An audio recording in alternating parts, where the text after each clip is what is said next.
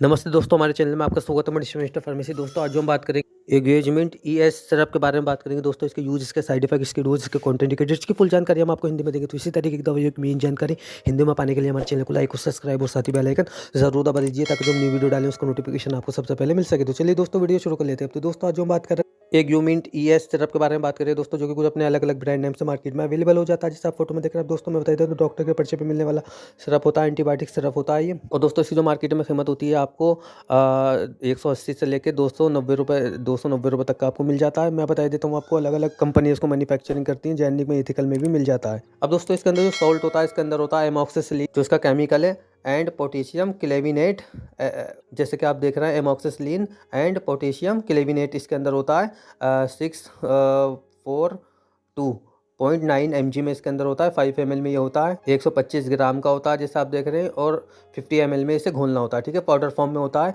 और इसे जब घोलते हैं तो घोलने के 10 दिन तक का इसका टाइम होता है। इससे ज़्यादा आप इसे ना चलाएं घोलने के बाद में। ठीक है, अब मैं बता देता हूँ, जैसे कि ये एंटीबायोटिक है तो इसका जो यूज़ लेते हैं वो लेते हैं, जैसे कि बच्चों में भी इसका यूज़ लिया जाता है सबसे, टेबलेट फॉर्म में और इंजेक्शन फॉर्म में और पाउडर फॉर्म में आपको अवेलेबल हो जाता है सिरप फॉर्म। तो देखिए दोस्तों, जैसे बच्चों में नमूनिया हो जाता है जो कि फेफड़ों से रिलेटिव होती है, जिसमें बार बार खांसी होती है, सांस लेने में दिक्कत होती है, उसमें कान में इन्फेक्शन हो जाता है, गले में टॉन्सिल हो जाते हैं, उसमें यूरिन इन्फेक्शन यानी पेशाब में इन्फेक्शन हो जाता है, जलन होती है, रू रू के आता है उसमें, और ब्रोंकाइटिस की बीमारी में लेते हैं, और जो स्किन इन्फेक्शन हो जाता है उसमें भी लेते हैं, जो किसी प्रकार का स्किन में इन्फेक्शन होता है उसमें, गले में इन्फेक्शन हो जाता है उसमें, सेप्टिक गठिया में भी लेते हैं, बैक्टीरिया से जो होने वाली बीमारियां होती है उसमें भी लेते हैं, वेजाइनस बैक्टीरिया इन्फेक्शन में भी लेते हैं जो कि महिलाओं में होता है, ब्लड इन्फेक्शन में भी इसका यूज़ लिया जाता है। सबसे ज़्यादा इसका सर्दी, नज़ला, जुकाम में बच्चों में भी इसका यूज़ लिया जाता है नमूनिया की शिकायत में। और दोस्तों इसका जो साइड इफेक्ट होता है, जैसे कॉमन से नोजिया, वोमिटिंग, उल्टी होना, चक्कर आना, पेट में गैस बनना, ये कुछ इसके ऐसे कॉमन से साइड इफेक्ट होते हैं। इसकी डोज जो होती है दोस्तों सामान्य, जैसे आपका बच्चा मान लीजिए 5 साल का है तो उसे 5 ml दिन में 2 बार आप दे सकते हैं,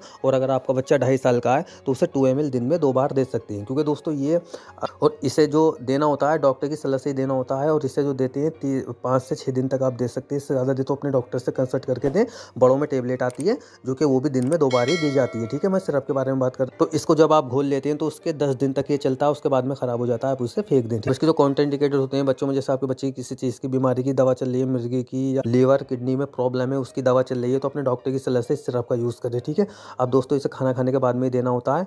अब मैं आपको बता दें तो इसका जो यूज़ लेते हैं सबसे ज़्यादा नमूनिया में लेते हैं, गले में टॉन्सिल हो जाते हैं, स्किन इन्फेक्शन हो जाता है, या बैक्टीरिया वेजाइनस इन्फेक्शन हो जाता है, ब्लड इन्फेक्शन हो जाता है, तो नमूनिया में सबसे ज़्यादा यूज़ लिया जाता है। अगर दोस्तों आपका कोई एग्यूमेंट ईएस सिरप के बारे में आपका कोई भी सवाल है तो आप हमें कमेंट बॉक्स में लिख के पूछ सकते हैं, हम आपको इसकी पूरी जानकारी दोस्तों देंगे। तो दोस्तों हमारे चैनल पे हिंदी में जानकारी दी जाती है। धन्यवाद दोस्तों।